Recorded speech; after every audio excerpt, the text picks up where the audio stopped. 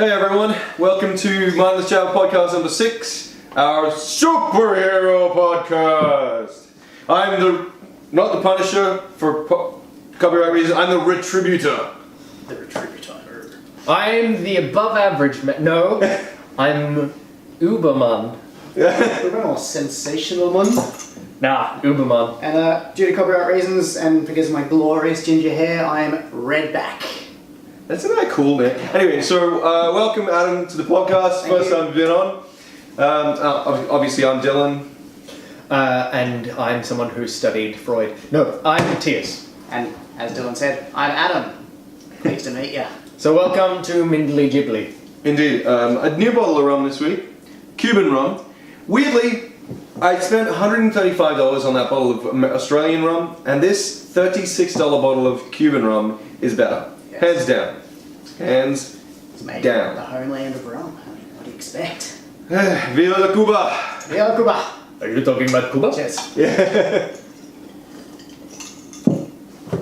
Okay, so since the last podcast, I've been on the isogenics diet for now just over a week. Actually, wow, nearly like 10 days. He's fainted 6 times. No. Only twice. I did my first cleanse day, which is you can't eat anything during the day. You just have to drink this cleanse drink. Mm-hmm. You can have up to 10 like snacks, and these snacks are basically just giant chewable pills. Oh, so they're not like almonds, a single almond. No. Because you'd suck that so long it would turn into sea glass. It would just be so smooth. Or like cyanide or arsenic or whatever it is. That's apple seeds. Okay. They don't turn into cyanide, they just contain them. No, but That's it's arsenic. happiness. I think it's arsenic. No, it is cyanide. Cyanide smells like almonds. Isn't that gangrene? Tastes like... That's how... Cyanide No, it smells tastes like it. almonds. Cyanide smells like almonds. That's how people could tell when they were being poisoned. Don't forget about it. It's a whole thing. Wiki it. It's there. So, Tias, how's your week been? It was the Easter break, which meant that even though... Because I'm on a PhD and I'm supposed to be nipping into campus anyway, it just meant that no one was taking my calls because I was meant to get my office as of Wednesday, which was a big deal for me. Got hard life, man. No one's taking your calls. Yeah.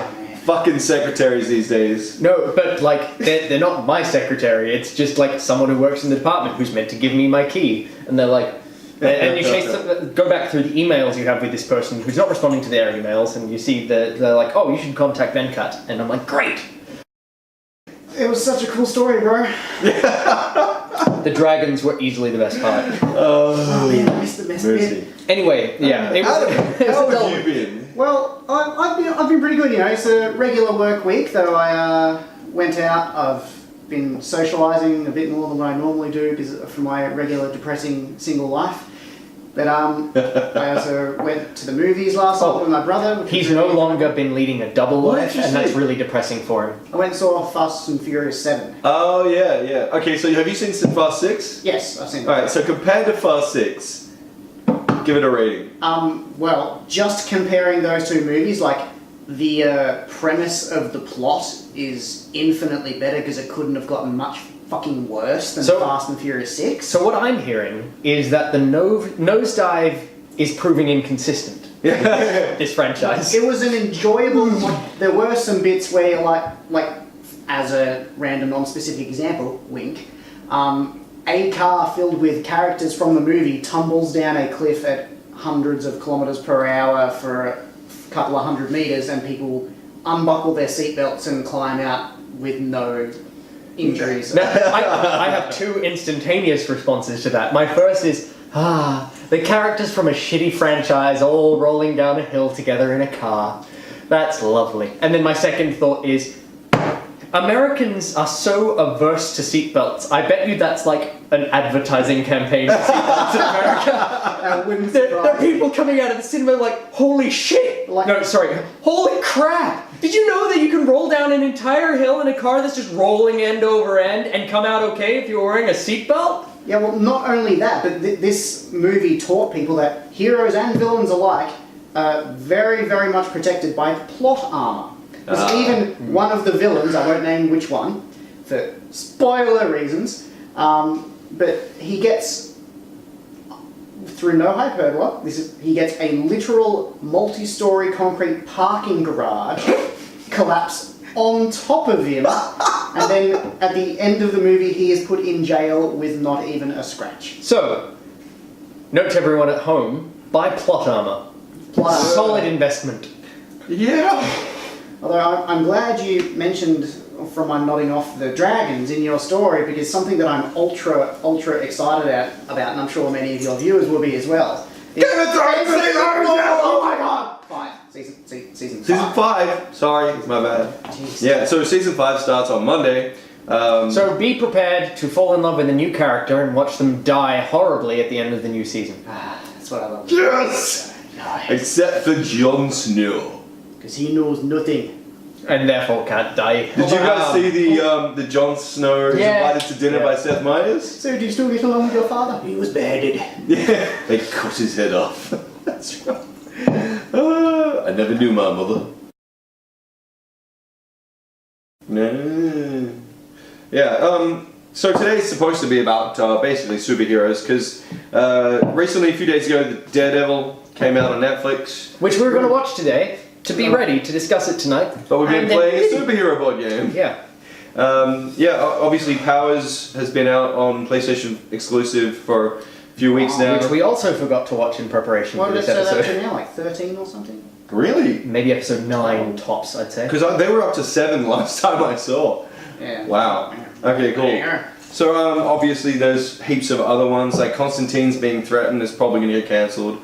Popular. The Flash is doing really well. In my personal opinion, if it's based on Constantine, it is right to be threatened and not popular and be... He's an atheist. We get it. Fuck. You a cop. You're a co-op! I'm not a co-op, you're a co-op! I'm not a fucking cop. Wait, the cop's theists I here? don't watch shows like Daredevil, Constantine, or Powers, or anything like that, and think, this isn't realistic to my view of the world as an atheist. I'm going to not watch it for that reason. But at the same time, exploring religious themes can be quite dull to someone who's tired of talking about them. Have you seen The Avengers? Yes. So, were you not bored with going to see that because they talk about Thor and Odin and other such gods? Mythological figures as opposed to things that we're supposed to believe are gods anymore. So there's a difference between believing in one set of gods and another god. In this case, it is one dead religion versus one religion. No, that still gets stuck down my it's throat. not the dead, there's a revival. first pagan church of Norway has been created.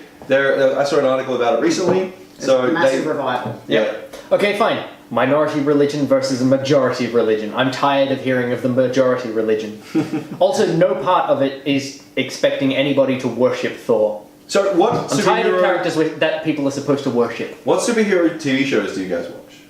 TV shows. Yeah. Like I've on and off watched Powers. Yeah. I haven't watched Arrow or anything like that. Yeah. Arrow's I saw the first episode of Arrow and I keep meaning to go back to it because it's really good. The first episode was really good. Yeah. I watched all 10 seasons of Smallville. Oh yeah. I watched all of Heroes, even when it got really terrible. This was like, I watched all of Heroes, but this was like in 2012, many years after it had finished. I think, 3 or 4 years after it had finished. Yeah. I just like sat down and I'm like, I'm on exchange, I have no friends, I'm gonna watch all of Smallville. I made lots of friends, they were great, I'm moving back there someday. But, the point was that You want to shout out to them in Norwegian? Hello, some man. Yeah, that. Well, Hello. So we've been watching Agents of Shield on. Agents of Shield. Isn't it Asians of Shield? Because no. oh no. I've watched like 8 or 9 episodes of season 1, and I do want to catch up with it, but I just haven't found the time thus far. And now that Daredevil's out as well, I really want to watch Daredevil. Yeah, me too. I'm pretty pumped for Daredevil. I've heard nothing but good things about Daredevil. Have you seen any of The Flash? Not whole episodes, I've seen bits. I watched the first 5 episodes of Flash, and it is tongue-in-cheek enough for me to be a good representation of the Flash. I really like it so far. Admittedly, I don't know much about the Flash because I don't read DC comics. Oh yeah. I'm a Marvel man through and through. I was once upon a time a DC man through and through. And the only, actually, back in those days when I read comics, the only Marvel comic I ever read was Bishop. So Oh yeah, yeah. Did you So like so outside of the usual sphere of understanding of most Marvel fans, it was quite interesting to have like not really so much a unique perspective, but no, I'm going to go with a unique perspective. Someone who's only read Bishop at that time had a very interesting view on a lot of things compared to the standard. For clarification, Bishop is a mutant who's got an M tattooed over his eye. He's a time traveller from the future where mutants are oppressed and in concentration camps. He has the ability to absorb energy and blast it out at people. Yeah.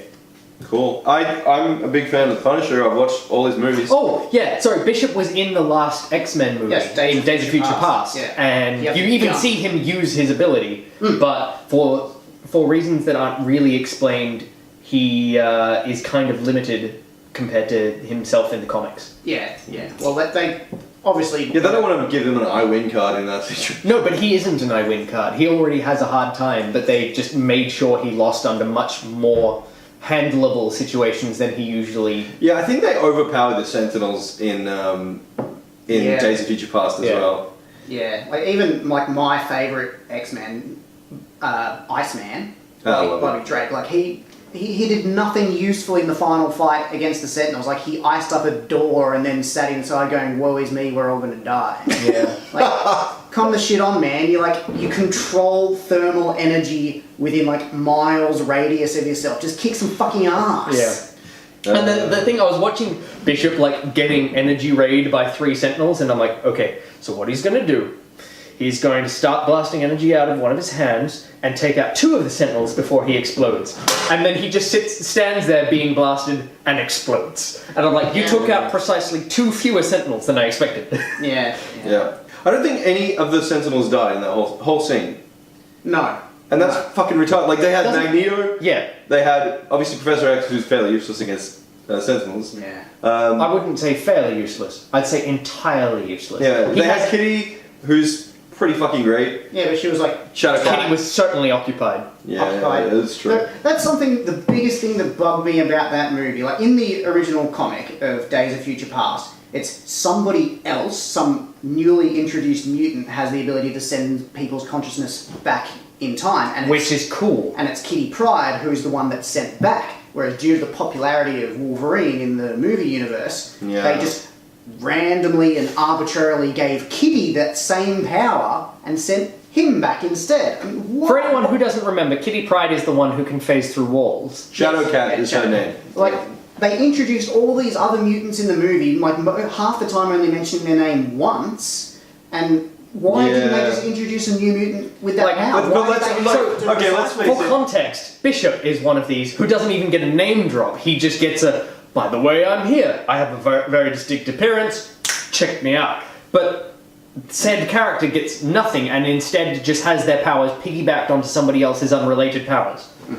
Yeah. But let's face it, the Fox X-Men movies, like, okay, if you watch First Class and Days of Future Past alone, you think, not bad, these are pretty good Pretty movies. enjoyable, yeah. But then if you watch Days of Future Past or First Class, and then watch The Avengers, Captain America 2, or Guardians of the Galaxy, in the same day, you instantly realize how shit of a job Fox did with the... And those two are hands down the best X-Men movies that Fox did. Oh yeah, hands down. So it really illustrates that the Marvel Cinematic Universe should be the entire Marvel Universe. Did you guys hear about recently the newest string of Marvel comics that's coming out? Is they're basically, I can't remember the name of it, but they're basically making a throw all your cards into one universe. Yes, it's called Secret Wars. Yes. The answer to your question is no. Well, there you go. Secret Wars, like, to give you a very broad stroke background, for the last roughly 12 months, there have been these, like the Illuminati group of the Marvel Universe, which is like the world's smart, like there was Hank McCoy, Beast from the X-Men, Namor from the Inhumans, and Captain America was in there for a time, Doctor Strange, you know, all these people. They found out that the multiverse was collapsing, and what would happen is that 2 universes would collide with each other, So out of my depth in a Marvel conversation. And what would happen is there would be another Earth appear in the sky, and if left to its own devices, the two Earths would collide, and the two. Oh, and they had to like blow one of them up, right? Yes, and to save the Earth, the Illuminati had to do the unthinkable and annihilate alternate Earths with all their populations of heroes and civilians and everything to save their own skins. That's, in a nutshell, the incursions. Now we're at a point where there's only like a dozen universes left in the entire multiverse, and they're all going to collapse together to form Battleworld. Like all the Earths. That's right, Battleworld. To mush together. And then spinning out of that, from this point onwards, presumably Marvel Comics is only going to have the one universe, because up until now they've had alternate universe, like Ultimate Marvel Universe, regular Marvel Universe. So in the future, expect to see Wolverine versus Archie movie. Even though Wolverine is currently dead in the mainstream comics, he is still alive In the Ultimate ones. Universe and stuff. Oh, and he's dead in Ultimate as well. His son's alive. But is he alive in the Archie universe? That's an excellent question. I don't read Archie comics. The point is, it is just a way for them to bring all the most popular stuff together. Like, there's even going to be a part of Battleworld, which is the X-Men from the 90s TV cartoon. Yeah, I saw that. That is getting brought in as well. Which was Well, a great their cartoon. incompetence will lead that to be a very short issue, I suspect. Hey, that team was the most badass. I mean, I remember one episode. Remember one episode where Jean Grey had just been infused with the alien, the Phoenix alien. The Phoenix Force. Yeah, and she'd become the Phoenix. Wasn't the Phoenix And everyone had to fight her. I think at one point even a Sentinel was fighting with the X-Men against her. She becomes Dark Phoenix, like embraces like the most destructive elements. The Phoenix is a cosmic force of life and destruction. Okay. And when you're possessed by the Phoenix, normally like, yay, cool, everything's happy, I'm superpowered. But then it's very, very easily to go all Darth Vader-y and succumb to the dark side of it. No. And you just want to destroy everything. All right, so I have a question for you guys. Yes, sir. Luke Skywalker is Darth Vader's son, not father. If you were in a superhero comic, TV show, or movie, and you could choose a certain level of powers within that spectrum, Within reason. who would you be? So we're in a world where Apparently that scared him off. So we're in a world where all these characters exist and we're just dropped into it with a limited power of our own. So. Yeah. Okay. I would have to say, well, just because it's probably power gaming the system a little bit, I'm probably going to go with the Heroes verse from the TV show Heroes. Oh yeah. And take Peter Petrelli's original power of ambient power absorption, so he gains all the powers of the people with powers he gets around. Yeah, but does he have to touch them? Originally, no. He just gets it by being in their proximity. And at first he can only manifest one power at a time, but eventually he can manifest multiple powers at a time. Right. So he becomes like ridiculously powerful, and then they wrote some horrible, horrible way of restricting his powers. Who's this? Peter Petrelli from Heroes. Yep, got it. I've opted to drop into the Heroes verse. Got it. And have Peter Petrelli's original power. Yep. Funnily enough, in a TV series I wrote from 2003 through 2010, when I finished writing the last episode, my main character has a similar ability. However, I am going with my high school... You only just run up the stairs. Why are you exhausted? I ran down too. I am Captain Electron, teleporting enthusiast, expert, and also superhero. Oh, I Teleporting see. expert enthusiast. Teleporting expert and also enthusiast, comma, teleporting, and also superhero. I see. Okay. So his power is a teleporter, or? He can teleport. Right. He can also teleport things without necessarily touching them. I'm going to go with Heroes powers from Heroes. Yep. Time and space manipulation. Time and space. And I'm much less of a little bitch than Hero. I'm feeling he's a little... such a whiny little Future prick. Hero was badass. Yeah, And he had so- a little goatee and everything. So that's yeah. So basically, I can my main one is basically the power to control time. So to stop, rewind, fast forward, or jump through. Yeah. Let's team up then, and I'll move us through space, and you can move us through time. Together, we will be the TARDIS. Only if one of you puts on a blue shirt and the other one sits on your shoulders going woo, woo. Shotgun making the sound effect. Okay, cool. And then when we teleport to some place that's homophobic, everyone will be like, "Get the fuck off the roof, motherfucker!" And I'll be like, quickly, to the basement! They'll be like, get the fuck out of our basement, motherfucker! Yeah. I'll be like, quickly, to the roof! Oh, wait. You guys are gonna have some cool adventures. Yeah. Somebody write that comic. Yeah. Consult us. Yeah. So, And, alright. and cut us in. So, when was the last time you were up to date with DC Comics? And who's the coolest DC? Like, okay, so out of DC Comics, we know Superman, who's Not just... Batman. He's not so invulnerable anymore since the latest reboot, which is the New 52. I do know about this. He can wear him down, even by regular humans. If they wail on him enough, he does get worn down. But DC are currently getting ready to do Convergence, which is another reboot of Oh yeah, I heard about their that. franchise, so I don't actually know where his power level is going to sit after that. One of those things. You guys ever play DCUO, DC Universe Online? Yes, yes. I played it very early on. It was good fun. The intro video to that was one of the coolest cinematics I've ever seen. First of all. Oh yeah, it was awesome. And that in one the end, you see so many people die. You see like Green Lantern get his ass kicked. You see Flash get owned. Superman, I think, gets killed quite early on. No. Superman is floating around in orbit, distraught at the carnage. Oh that yeah, he's that's about to right. prevent. Well, who does he stab with the kryptonite spear? Oh, no. Luther stabs Superman, but that's at, like the end of the cinematic. Oh, yeah, Yeah. I've seen this cinematic. Yeah. And then cut to Luther in the Justice League space station being like, Being like, I was in a So different I universe. fucked up. Yeah. I done goofed, so I travelled back in time with Brainiac's nanites to give random people powers just so we had the ability to fight him off when he does come. Yeah, that's right. That's Sorry, right. guys. Okay, so what about? So to answer your question, the answer is arguably never.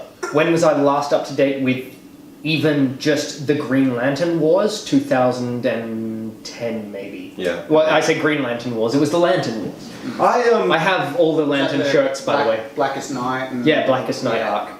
I don't have the biggest knowledge of superheroes in general. No. But Well, to answer your question, White Lantern Superman is the most badass. Or Superboy Prime, arguably, who is a Black Lantern and a badass.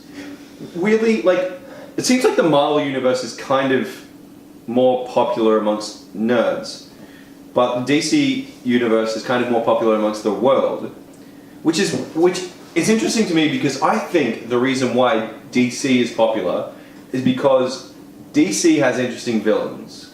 They have, obviously they got the Joker, they got the Riddler and the Penguin, and they got Lex Luthor, they got, what's his name, Black Adam. Yeah. They got Harley Quinn. There's some really cool and interesting villains. They also have a lot of I want to be that hero heroes, as opposed to believable or realistic heroes. See, he says without thinking. If I could be a hero from a comic, instantly just flick, I would be like Spider-Man, hands down, easy. I'd go Spider-Man. I mean, I would accept Green Lantern as or arguably any Lantern's powers as a second thing, but I mean, I'd rather have Superman's powers than a Lantern's powers. No, Spider-Man. Wouldn't say no to both if there's some kind of omnipotent being out there trying to pick Well, something. there is a Superman clown in Marvel Comics. His name is Hyperion, and he's more or less got Superman's power set. I'll take those. So Yeah. he can be with the cool kids in the Marvel universe. Imagine a Spider-Man / The Flash crossover. That would be the most sarcastic comic ever made. That's why Spider-Man is such good friends with Johnny Storm in the comics from the Fantastic Four, because they just are just the most idiotic, I childish. love it. brained- They're so cool. Have you ever seen the? It's a shame we haven't seen Johnny Storm for a while, because I just love me some Chris Well- Evans in Marvel's movies. Yeah. By the way, the camera is about to be all I saw this. Should we take a break? Yes. All right. So thanks for holding with us. T.S. will stand up when I fucking tell him to. Okay, welcome back to the podcast. This section of the podcast is brought to you by TS's Irrelevant Superpowers. If you want one of TS's irrelevant superpowers, such as hovering 3 inches off the ground for 5 seconds at a time, or the super amazing ability to get ballpoint pens working again. Or the ability to knock over a bottle of rum without anybody noticing. You knocked over a bottle of rum. You're not supposed to notice. then please call 1-800-TS today. So we're getting back to the topic on point. We were talking about lots of superhero stuff. So I want to delve into one of the biggest reasons why people know about superheroes, and that's the Marvel Cinematic Universe. Absolutely. Now, I don't know if you guys remember, but the Marvel Cinematic Universe was basically started with a Blade. movie... What? Blade. I would say Hulk. Oh, I thought you were not going to correct him on the noun, but correct him on the verb and entire verb phrase, and I was going to say preemptively ruined. Language. Hey, The more you know. Yeah, so Yes, Hulk started kind of started the whole thing. Are you saying Banner. Banner? Yeah. Eric Banner as Yeah. Bruce Banner. Okay. Such a cool little combo. I really actually liked that movie, but it wasn't. it is definitely my favorite of the two Hulk movies. Yeah. It wasn't the overarching story. It wasn't the plot build. It wasn't the character build. It was just. I think they did Hulk perfectly. Well, I thought I just liked the Eric physique of Hulk in the second one, the Incredible Hulk, was more accurately portrayed. Just in We my did look more like a cartoon in Hulk. And scientist puny Banner was better in Incredible Hulk. It's like physically, Yeah. big guy. Whereas Eric Banner's not a really tiny guy. Yeah. Thank you that's for true. saying puny, because that just took me back to puny God. Yeah, well, that's how Hulk said. Puny Banner. I like the way that Hulk sort of like basically moved around by jumping giant fucking city blocks in one bound and stuff, and then like they tried to get some of his blood by getting like nano needles and stuff, like ridiculously thin needles, and it's just like ting, like everything just bounced right off him. Yeah. And then they did that ultimate thing to stop him by surrounding him with that foam that like expanded if you tried to break it. If you and didn't he see- still broke out of it. If you didn't see that Hulk is foam, badass. it's the bubble gum out of the Lego movie. Or it's the Securifoam out of Demolition Man. Or the sticky stick sticks out of Incredibles. The Incredibles, yeah. But do you know that all the motion capture for the Hulk in the first movie was done by the tiny Asian director man? No. They just like As in M. Night Shyamalan? no, like there's just sorry, I forget his name. Twist. But all the motion capture for Hulk was done by him because he wanted it to get done a particular way, and they just superimposed Banner's Hulk face over it, and he did all the motions himself. Well, I think he did a good job on it. Yeah. Like we're not going to argue because the storyline was pretty shit. The Hulk dogs were pretty shit. Like, Oh, you know what was the worst part about that movie? The worst part about that movie, and a lot of people say there's a lot of things wrong with that movie. The worst part, Eric Banner's American accent. Oh yeah, that was We need to get to the gamma rays, man. We can't Just It's awful. the worst. It would have been funny to just superimpose Mitch Hedberg's voice over Who's the Mitch top. Hedberg? It's Stoner comedian. Ah. We That need. explains why we don't we know. need- Is that Dave's name? No, that's Cheech and Chong. But there's that famous line. He was in an episode of That 70s Show, but I didn't lose a leg in Vietnam to serve hot dogs to teenagers. But sir, you have both your legs. That's what As I said. I didn't lose a leg in Vietnam. Well, Okay, so I just want to say that we're talking about not being a terribly good movie as the Hulk, but one bit I really, really did enjoy is like after he went swimming in the San Francisco Bay, I believe it was. Yeah. He came out of the ground. Then Betty Ross was there, and she calmed him down, and he shrunk back down to Banner. And the science nerd in me geeked out with it because as he shrank, all the water that was on him just started pooling on the ground because his surface area Was shrinking. yeah, that's pretty good. water just slewed off of him, and I was like, that nerd credit points to you because you remembered that something like that would actually happen. So after Hulk, we had Iron Man 1. Yes. And there cannot be a question that they did our Iron Man right. Robert Downey Jr. was born To be Tony play Stark. Yeah. Oh my god, I can't think of a single person that would do it better. Yeah. It's a testament to how much of an influence and how well received that Robert Downey Jr. was as Tony Stark.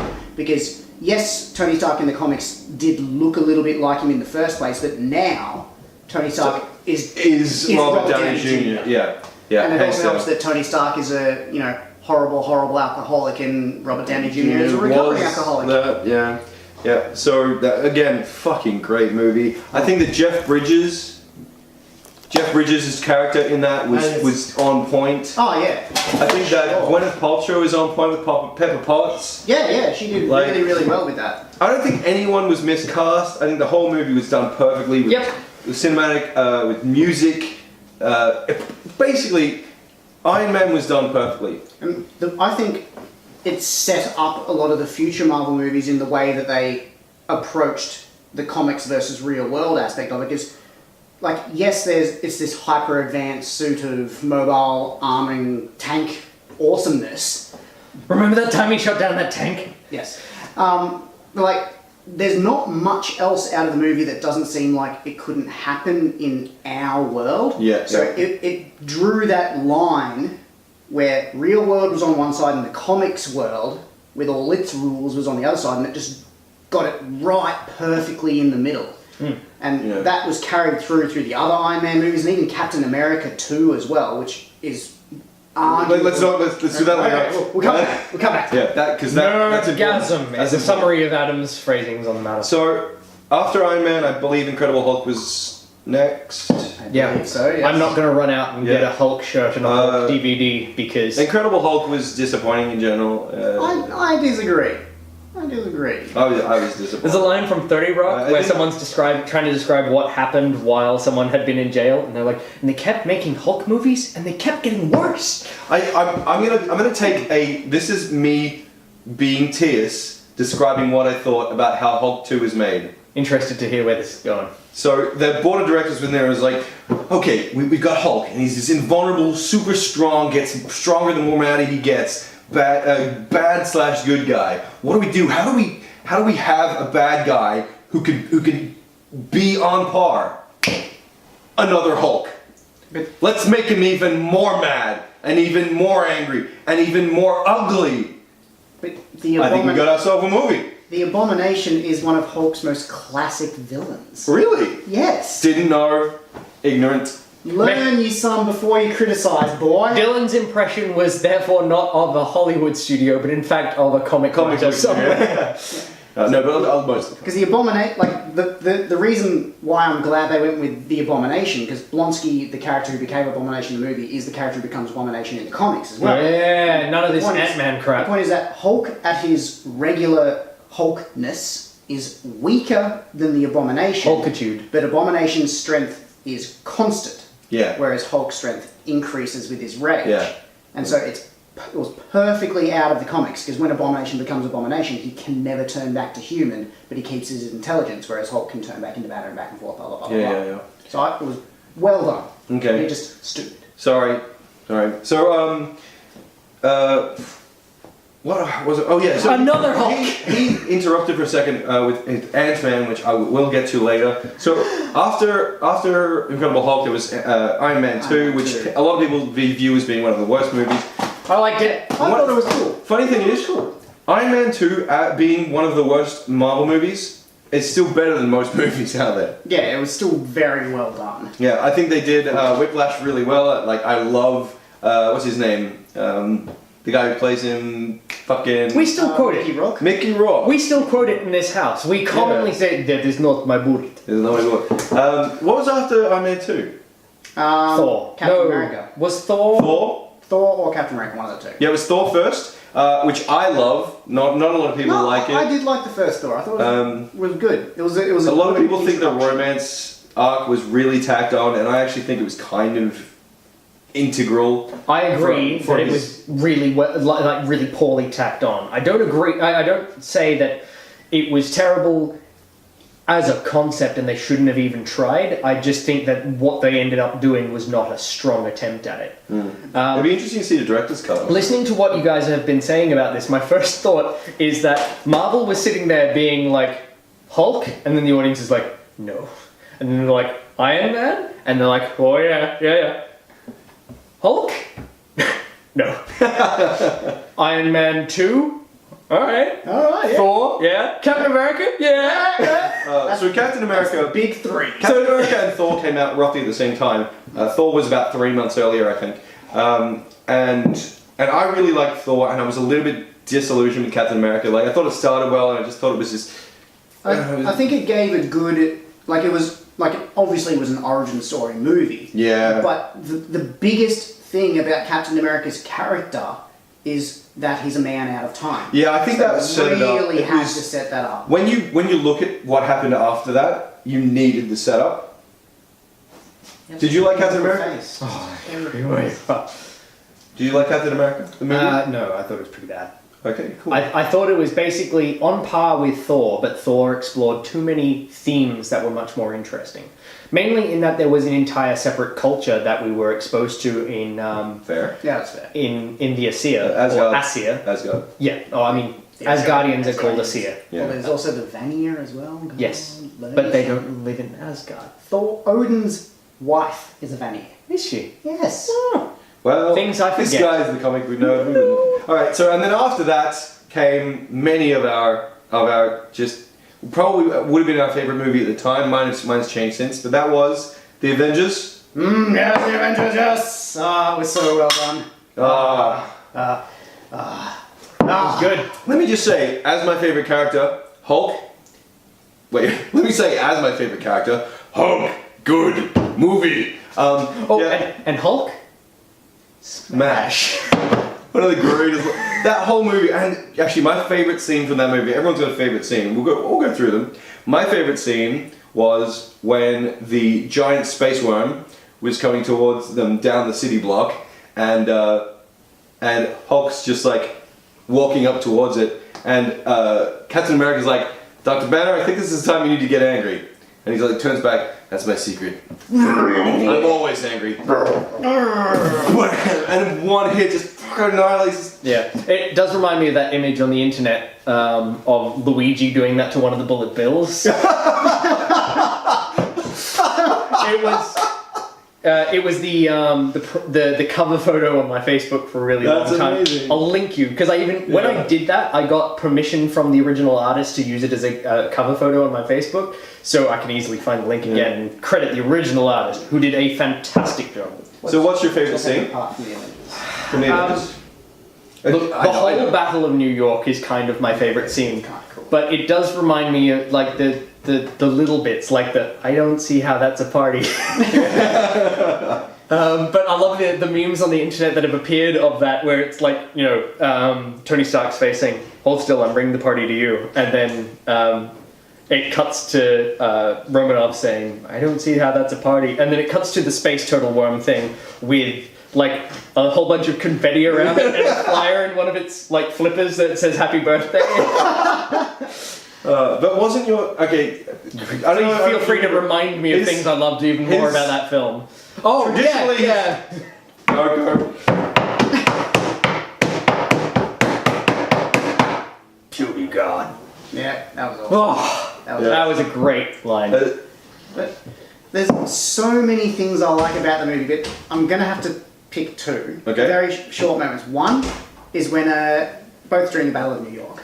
One is when everyone's doing their thing, fighting their stuff, and Iron Man just flies down and shoots his beams off Captain America's shield, and they take out a whole bunch of the. Oh, that was fucking cool. bad. It was only like half a second, but it's so badass. But my favourite bit, as cheesy as it is when they all regather together, and it has like the dramatic hero pose when Iron Man lands and everyone reloads their guns and stuff. Just before the Hulk smash moment, Yeah. like it's that hero moment, and it's just delightful. We're gonna pause it there for a second. Do you guys remember where we left off? Do you remember where we left off? We had just talked about our favourite moments from the Avengers. It's true. Yes. So then, Thor 2. Hands down, like the Avengers was the best Marvel cinematic experience that we'd had until that point. Like, it made even people who hadn't seen the previous movies went to see the Avengers. It's true. It's not that bad. Interesting. It's banana bread beer. Oh, Banana bread I beer. should get myself a glass. You got your own. Just wait till you finish that. All right, fine. I just wanted to try it. Yeah. you know? All right. So after that, Was I think it was Thor 2. Thor 2. The Dark World. Before Thor Capitan 2. American 2. Thor 2 Dark World. Which had the Ninth Doctor, Malkieth, as the villain. Yeah. Yes, Malekith. Yes. Oh, sorry. A lot of you may know Thor 2 as Loki 3. Yeah. And Thor 2 was I missed by a mile. Thor 2 was good. It was good. Ta-da! it was a good continuation of the story. Yeah. But and again, what I mentioned earlier, like, it was enough of the Thor world and culture and everything, but not so much that it felt completely divorced from everything else. One of the cool things about Thor 2 was what's his name? The dude who looks like Robin Hood in the first one. Being played by Chuck. Zachary Levi. Yeah. One of the Companions 3. Yeah. So that movie That was bloke, okay. Lady Sith, and Chuck. Lady Sif. Lady Sif is not one of the Companions 3. There's a fat guy with an axe, Asian guy with spiked mace, That's right. and a elfy guy with pointy sword. Robin Hood. Yeah. Yeah. So, If you know their names are, tweet us at whatever these guys have. at mine was Jabba. And Lady Sif, as in, like, if you said, hey, would you like to go back to my place? She would respond with, Sif. Sif. Sif. Yeah. Good answer. So, what came after that? Was that Captain America 2? Yes. Okay, now this is where we need to stop, because after Captain America 2, Guardians of the Galaxy came out, right? And to me, these two were not only the greatest Marvel cinematic experiences ever, but they were close to two of the greatest cinematic experiences I've ever had. Like, Captain America 2 for me Is when I saw it, I was like, this hands down beats all the every movies other one, that yeah. it's used on so far. Then I saw Guardians of the Galaxy and I was like, oh my god, I'm so conflicted because I loved Captain 2 and Guardians is so good. Yeah. Well, I had to go back. Oh, that's what that was. Adam jizzed all over the bottom of the table while he was talking about Guardians. Alright. At the end of after Guardians came out, I went back and I've seen Captain America 2 Heaps. 6 times, Guardians 4 times, and after much soul searching, Captain America 2 is a better movie to me. I tend to agree. Only just. I only like it more because I was in it, cut to photo of me with long hair. Bucky. I don't know. I liked Guardians more. Yeah. Like, Guardians But was good for its Captain America 2 silliness. was 100 times better than Captain America 1. Oh my god, yes. And like, again, it was that pushing the boundaries of what you could get away with in comics. Like, because, like, yes, they had, the spy agency that's all around the world and that sort of stuff you could believe in. They had flying friggin' aircraft carriers and, a super spy bad guy with a robot arm that doesn't exist at all in the real world. But you're watching the movie and you're like, yep, cool, I can dig it. Yep. It reminds me actually of when we were watching it for the first time, and they showed the aircraft carriers, which Tony Stark had helped on. But I immediately turned to Dylan and I'm like, all of those are going to be destroyed by the end of the film. No, he saw 3 of them. And then he's I like- look and back and I'm like, wait, 1, 2, 3. 4 of those are going to get destroyed by the end of the film. It's pretty funny. That was a great film. Great introduction of Falcon as well. Like, really well done. The I don't know if you've heard yet, but you guys, this isn't spoilers. There's been an article on it. But the director of the Avengers: Infinity Wars Part 1 and 2 is the same director who did Captain America 2. Oh yes, thank you, Jesus, yes. Oh, that gives me so much hope for the future because, like, admittedly, I saw Marvel's list of movies they're going to be churning out. I'm like, I did start feeling in my soul of souls, in my heart of hearts, I'm like, oh, I'm going to get movie fatigue. Yeah. I'm not going to be able to handle all that. But like knowing it's in good hands, I can survive. So Age of Ultron comes out just under 2 weeks. Oh my god, yes! I'm really. I already have two gold class tickets to the premiere. And I have Shotgun if he can't find a date. I haven't invited anyone yet, so that's a good thing. I would just let them fight to the death. 2 seats next to yourself. I think I'll give one of them a mace and the other a dagger or something, just to make it interesting. At first I was apprehensive because like of all the content they're going to have to get through, I knew it was going to be a long movie and then I'd heard it was like nearly like 2.5, 3 hours long. But then I've heard from people who've seen early preview screenings that it doesn't feel that long. Like it just is a long movie, but it's all relevant and it's all good. I literally have one thought about this film. Literally. Literally one thought. It's every time I watch the preview as well. Okay. Where you hear James Spader's voice say, in the slightly tinny Ultron mode, I'm gonna show you something beautiful. And then I just need somebody to edit it to cut in a line from the Blacklist saying, a beautiful little cafe outside the center of Paris. While you then cut the footage, as it did in the film, in the preview, to people screaming and being blown up. I need that to happen. Why hasn't that happened? Why haven't I? Come on, I love internet, that. get on that. I love that there are no strings on me. Well, I've had Yes. so many people complain, I'm like, oh, they're just throwing in, Disney lines because they can now that Marvel's owned by Disney. Like, but it works. You're also saying it in the wrong tone. They're throwing in Disney lines now because they can. Is the appropriate way to say that. Fucking.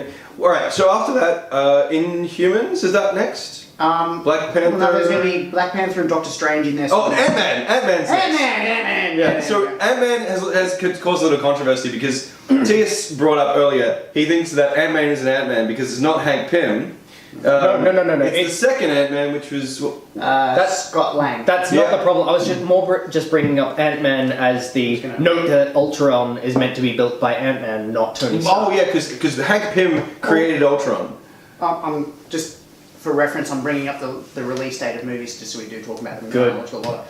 But, to counteract your concerns, sir, Ready for a counteraction. Ant-Man the movie is, like, we know that the person who dons the mantle of Ant-Man, Scott Lang, is not the original Ant-Man. We know That there have been canonical, did it in non-story... the past. Mm-hmm. Yeah.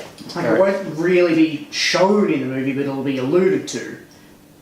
And we don't actually know the origin of Ultron in detail for Age of Ultron. The running theory I've heard is that Tony Stark is credited with being, the person who releases Ultron, but much like the super soldier serum that gave birth to the Hulk in the Marvel Cinematic Universe, Tony Stark found the Ultron code and, did what Tony Stark so does. Hank Pym could have created the original code and has taken over. So I would be happy with that explanation. Because Fair that's enough. close enough to still be comics. Yeah. Cool. Ooh, I So like if it. I'm correct, I like it. I like it. let me guess at this. I think that after Ant-Man is Captain America: Civil War, Inhumans, Black Panther, Avengers, Civil War? Infinity Wars Part 1. Captain I America. can't remember after that. If you bear with me one moment, sir. This is... It's going to take a while. It's May 1st, Avengers Age of Ultron. Yeah. Following Age of Ultron is Ant-Man, Ant-Man. which we've covered.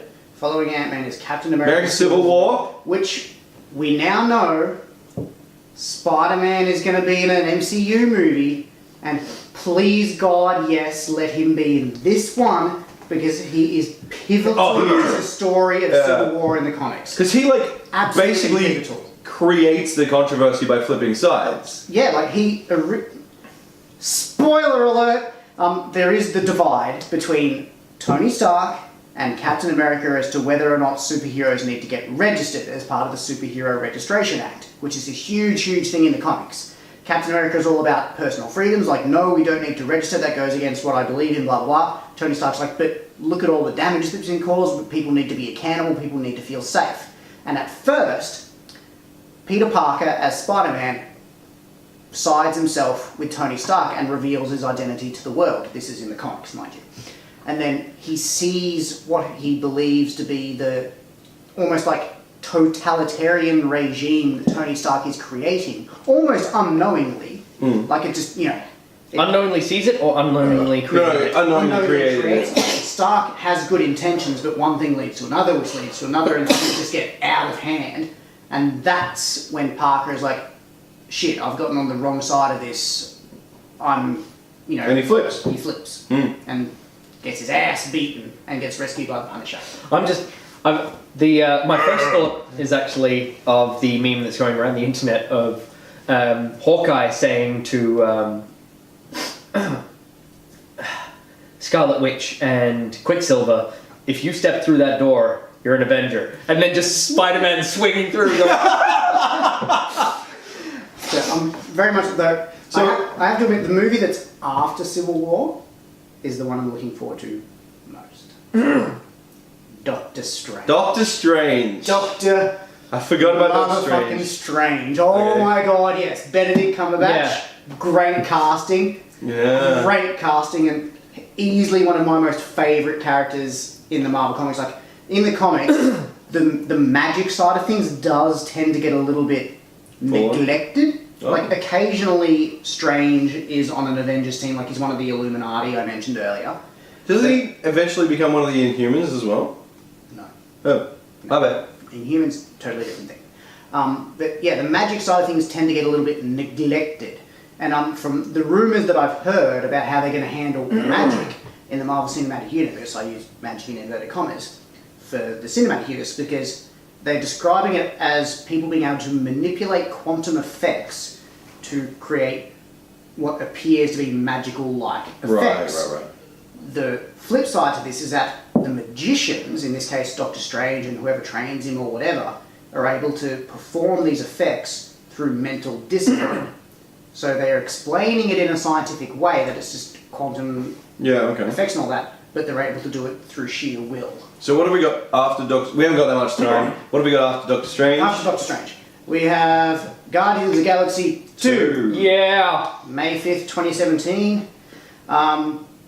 Obviously they need to keep addressing the... Do you think they're going to bring in Nova? Or... Because in the comics and the cartoons, anyone who doesn't want to read comics but kind of wants to get caught up with like a good portion of the Marvel Cinematic Universe, check out the Ultimate Spider-Man on Netflix. It's a really good way to sort of just catch up, get a basic idea of who's who and what's what. If you want the other one of those, it's in the fridge. Oh, excellent. But I'm not sure if they're going to bring in Nova. Do you think Nova's overpowered? No. Like, at the moment in the comics, Nova is like a 14 or 15-year-old kid, so he's powerful, but he doesn't really know how to control his powers. Yeah. So they're getting around it that way, which is something they could do in the movie as well. But I don't want to say flat out no that I don't think Nova's going to be in it, but I suspect if Nova is going to be introduced, it'll be in a later movie, which we'll get to in a moment. Right. But following Guardians of the Galaxy 2 is a Thor Ragnarok. Can we quickly just jump back to the Guardians of the Galaxy thing? Certainly. I don't think they're really that bound to stick to the canon, and I really want to use that term loosely here because Guardians of the Galaxy was not a particularly popular comic series. They didn't have any real responsibility to do it right because of its incredibly small fan base relative to any other thing No, they've I turned think into in a the film. last 10 years that Guardians has come back in popularity. Okay. They've rewritten new comics, they've rewritten cartoons. I'll just take you through a few quick points. What was the name of the ship in the comics? I never read the comics. The ship in the name of the comics. Fly Yes. around in. Yes. They've changed because Star-Lord. It was has ship. his own. It was ship. Yeah. What was the ship capable of doing if it was destroyed in the comics? Rebuilding itself from scratch. that's Point is, that's like not been in the last 6 in the years. ship in the movie, the ship is A, not sentient, B, destructible, and C, has a name other than ship. Given these three quite major changes, Is that in the first series of comics or in the later series? as far as I know, all series of comics. In the latest Guardians of the Galaxy comics, their ship is just a normal ship, but Star-Lord gets his own personal ship, which is called Ship and has a sentient AI. Yeah. So they may introduce that later. Yeah. The idea I'm going with here is they don't have any particular responsibility to stick to the canon, which means if they introduce Nova, they can still kind of do whatever they want. Okay, the next bit is what I really wanted to get to, because we haven't got that much time, but I really wanted to get to this. Is Infinity War next? There's Thor Ragnarok, the third Thor film, which God knows where they're going to go with that. Loki Thor. God knows. But then following that is Infinity War. Now Part this is what the Marvel Cinematic Universe has been building up to. The Tesseract from the end of Thor, from Captain America, and then there was. Well, it was in the Avengers. I know it was in the Avengers, but prior to that, I think it was at the end of Thor 1. Or No, sir. Oh no! Because it said. So what was at the end of Thor 1? The Ether. It was the ether. Yeah. Right. Okay. Cool. And So no, that wasn't Thor 1. That was Thor 2. Thor 2 was based on the ether, the whole thing. Yeah, and at the very, very end, that's when they put the capsule containing the ether in with the collector. Yeah. No. But at the end of I think it was Thor 1. The guy, Alexander Skarsgård. What's his name? Captain McScientist. Yeah, Captain McScientist. The scientist from the Avengers. He said Loki went up to him. He's like, "That's worth a look." It's like, "That's worth a look." And that was the Tesseract, wasn't it? Yeah, the post-credit scene, yes. AKA leading up to the Avengers 1. So that was the end of Thor, prior to Captain America. Then Captain America happens, they bring out the Tesseract. Tesseract is an Infinity Stone Part 1. Then we've got Infinity Stone Part 2 in Thor 2 with the Ether. Then we have the Stone of Power in Guardians of the Galaxy, the Purple Stone. So somewhere between now and then, so in Ant-Man, Civil War, and Ragnarok, we have to get the other. It's 3? Yeah, there's 6 in total. 6. Yeah, so we have to get 3 more Infinity Stones for I thought there were Thanos. 5 in total. No, there's... I think there's 6. Yeah, I'm pretty sure there's 6. Admittedly, some people believe that the Loki staff, the gem in that was an Infinity Stone as well. I've heard that theorized. Yeah, I've heard And that. considering that the staff was shown at the end of Captain America 2 to be in some way involved with empowering Scarlet Witch Hydra? and Quicksilver and Hydra, Yeah. that has led credence to that theory. So we think that there might be 4 discovered. Also building on this, the revealed portrait art of Vision from Age of Ultron. Yeah.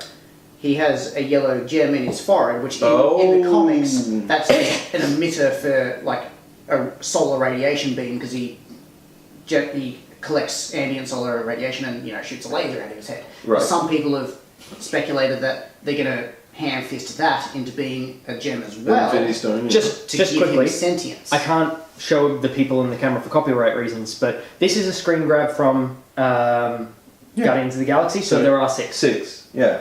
Yeah. Even if there aren't 6 canonically in the comics, there are 6 canonically in the television. No, there was 6 films. in the There's comics. definitely 6 in the comics. Yeah. Just wanted to Definitely. have that base covered. So far we're missing a green stone and a yellow stone. Which arguably If could still be theoretically- covered by part 1 of the Infinity Wars and part 2 of the Infinity Wars. If we go colours so far, we've got blue Tesseract, we've got red Ether, we've got purple Power Stone from Guardians, and we've got probably white for Well, Loki stuff was blue. Yeah, Loki stuff is blue. yeah. So that's what I mean. Like you would have to go like it's a lighter shade of blue, I think, than the Tesseract. Yeah. So I'm not sold on it being an Infinity Stone. the cool thing about this is that if Thanos, who we know from Guardians of the Galaxy and from a credit scene at the end of the Avengers, if he gets his hands with, he's going to get his hands on all of the Infinity Stones. He's going to build the Infinity Gauntlet. He's going to basically destroy the world. Who's going to die? Well, Everybody. I'm gonna go with half of everybody. And let me clarify, because in the original Infinity Wars comics, Thanos is in love with death in a literal sense, the yeah. anthropomorphic personification of death, and to try and impress death. And he like wipes out half of the universe or it something. literally obliterates half the life forms in the universe. Yeah. Using the power of the Infinity Gauntlet. He just goes, bam, half of them are dead. Do you love me now? Yeah. And due to some shenanigans with distracting an omnipotent being who hasn't quite grown into his powers yet, they manage to snatch the gauntlet off him and restore everyone, and everyone lives happily ever after. Blah, blah, blah, blah. My theory is, I reckon, from the Avengers, because there's 2 movies, I think that, putting it out there, I think Banner's going to live. Okay. That being said, knowing what we know I think about Stark's going the to die. movies, Banner is just about the like your only shot at killing Bruce Banner / the Hulk is the magical MacGuffin of the Infinity Gauntlet. Yeah. Yeah, so far. Yeah. If you think about it, like even just hey, I have an Infinity Stone, Hulk. I know you're the only person on this planet, but I want to try this out. Why aren't you dead? That just made it more angry! That feels to me like an entire Marvel movie waiting to happen. I think that because by the time Infinity War 1 comes out, we're going to be that will probably be past the point where the Defenders TV series is done, which we've got Daredevil now, and they're also talking about doing Luke Cage and the Iron Fist, Jewel or whatever her name is. No, it wasn't Jewel. It was the chick with the white wings. Really, she was like in the comics. She was like a really like B character. I'll look it up, but I'll post it. Yeah, but any other context to that? Just help me out, because I can probably narrow it down for you. No, I can't. Well, it was someone's girlfriend. Well, if it's a Power Man or Luke Cage's wife, her name originally in comics was Jewel, and she has like strength and flight and stuff. Oh, okay. Well, yeah, that's probably her. Alright, we should probably wrap it up now, otherwise we're going to start to ramble. One prediction when it comes to Infinity Wars 1 and 2. Yeah. As saying the Defenders will play a role in Infinity Wars Part 1 because Captain America will be dead. The first Captain America, I reckon Captain America is going to die in Civil War. Yes. I reckon that Captain Rogers is going to die in Civil War, and they're going to somehow make another Captain America. Which, spoiler alert, after the events of Civil War in the comics, Captain America dies. He gets shot. Alright. Cool. By the Punisher. No. Oh. He gets shot by Agent Carter, the nurse who lives next door to him in Captain America 2. Oh, her name is Agent Carter as well. Yes. She's Agent 13. She gets mind-controlled by the Red Skull to cap his ass. Alright. Red Skull's already dead in the Marvel Cinematic No, we Universe. don't know that he's dead. He just got sucked into Tesseract's goodness. Alright. He'll still be around. Yeah, I'll pay that. Nobody ever dies in comics unless you actually see them die.